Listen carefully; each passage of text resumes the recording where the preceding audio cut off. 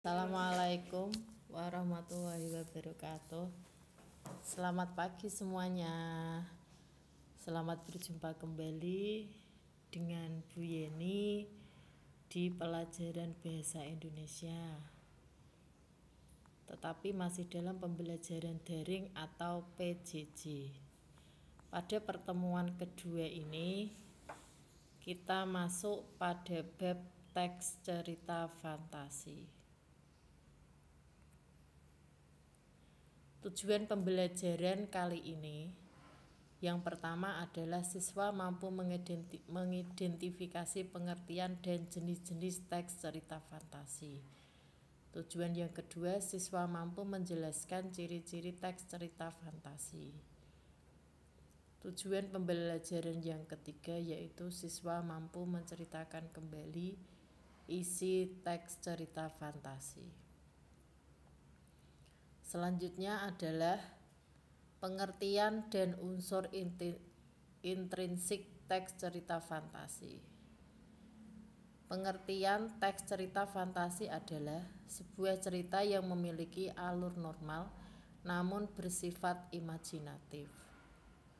Unsur intrinsik teks cerita fantasi. Yang pertama, tema. Tema adalah gagasan pokok yang mendasari sebuah cerita. Tema merupakan cakupan yang paling luas dalam teks cerita fantasi. Yang kedua, alur atau plot, yaitu jalannya cerita. Yang ketiga, latar atau setting, yaitu tempat terjadinya cerita atau peristiwa. Pada latar dan setting, di sini ada tiga. Yang pertama, latar tempat, latar waktu, dan latar suasana. Unsur intrinsik yang keempat adalah tokoh. Tokoh yaitu pelaku pada sebuah cerita.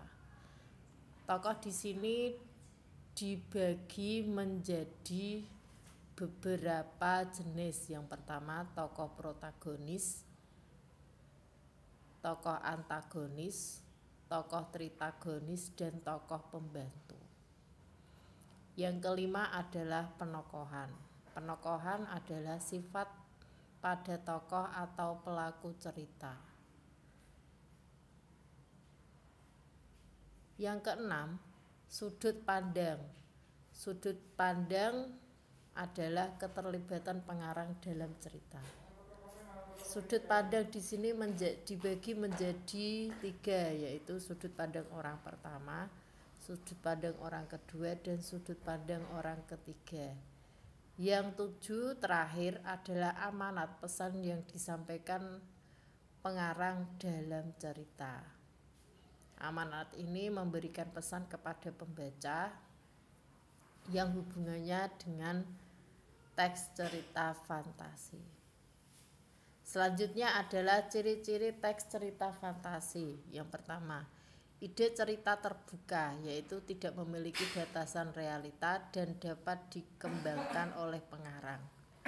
Yang kedua, terdapat keanehan, misterius, dan keajaiban. Maksud di sini mengandung unsur keanehan, bersifat misterius, dan terdapat keajaiban yang tidak dapat dilogika oleh pikiran. Maksudnya tidak bisa dinalar oleh pikiran normal. Latar yang ketiga, ciri teks cerita fantasi yang ketiga adalah latar. Latar yang digunakan dapat menembus ruang dan waktu. Yang keempat, tokohnya unik. Maksudnya memiliki kelebihan tersendiri yang unik dan berbeda dari yang lain. Jadi tokoh di sini berbeda dengan cerita-cerita yang lain. Misalnya tokohnya punya keunikan bisa menghilang. Yang kelima, bersifat fiksi atau hayalan, merupakan cerita hayalan semata. Jadi cerita fantasi tidak bisa dibuktikan kebenarannya. Terakhir, keenam, gaya bahasa. Gaya bahasa di sini menggunakan gaya bahasa yang bervariasi.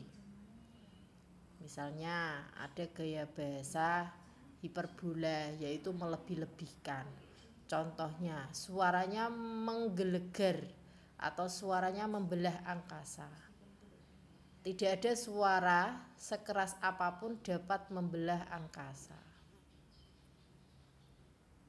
Selanjutnya, pada pembahasan terakhir dalam cerita teks fantasi adalah menceritakan kembali isi teks cerita fantasi. Hal-hal yang perlu diperhatikan dalam menceritakan kembali isi teks cerita fantasi yang pertama adalah menentukan ide pokok cerita. Nah, pada setiap cerita terdapat ide pokoknya.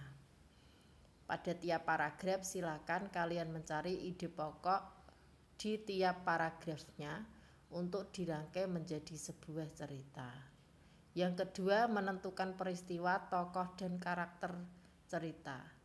Jadi dalam menceritakan kembali isi teks cerita fantasi, carilah peristiwa, tokoh, dan karakter cerita sesuai dengan cerita.